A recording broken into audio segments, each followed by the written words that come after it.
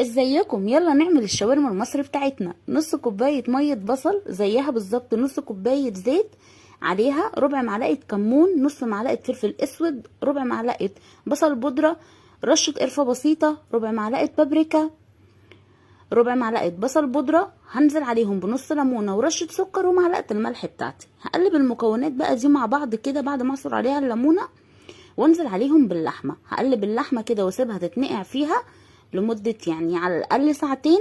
وبعد كده في طاسه سخنه على النار وعندي الزبده بتاعتي، هنزل بقى بالشاورما وهي الطاسه سخنه جدا، لازم اسمع صوت التش.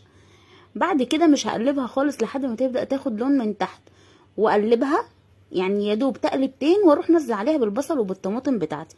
ما تنسوش تتابعوني على قناتي على اليوتيوب رحمه شعبان بالعربي وبالانجليزي. والف هنا وشفا. شايفين حلوه ازاي؟ يلا غمزوا اللقمه بقى في الصوص اللي نازل دوت.